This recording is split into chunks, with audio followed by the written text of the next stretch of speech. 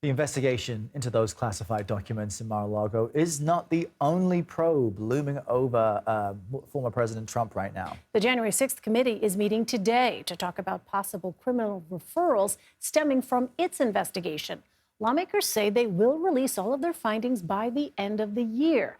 CBS News senior investigative correspondent Catherine Herridge joins us now with more. Hi there, Catherine. So today's action is just the first step, is part of that set of first steps for the January 6th committee. Walk us through the process and how it will work moving forward.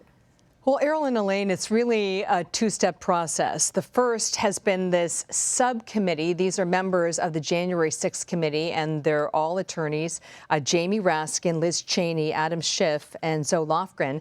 And they've been putting together a menu of options for the larger committee to consider in terms of potential criminal referrals based on the evidence that they found, and more importantly, how they deal with this evidence that they have involving former President Trump.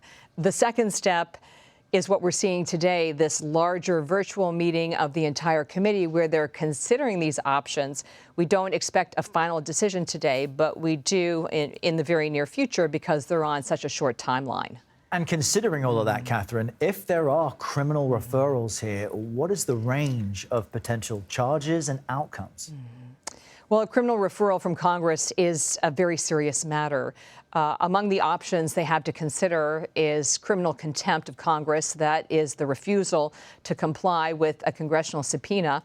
The second is perjury. That's lying in testimony to Congress or making false statements in documents. Witness tampering, I think that goes without saying. That can be trying to impress upon a witness the need to change their testimony or just simply pressuring them so it's understood that a certain outcome is required. And then finally, you have the issue of obstruction. Obstruction can take many shapes, but a very common one is withholding documents from Congress or the destruction of documents. So the clock is ticking. The committee is running out of time before the end of the congressional session. Catherine, will there be consequences for the Republicans who did not testify? Well, as you mentioned, Elaine, there was a handful of House Republicans, including some in leadership, who refused to comply with these congressional subpoenas.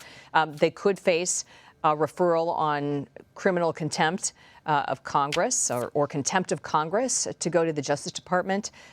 That's a very serious step today, and it's only been done with a handful of cases in the last administration. The more likely outcome might be an ethics referral to a congressional review. But again, as you point out, there's a very short runway now because it's well documented that once we get to January and House Republicans take control of these committees, to say the least, they have a very different set of priorities. That's right. All right, Catherine Herridge, thanks for joining us and walking us through all of that. Of course.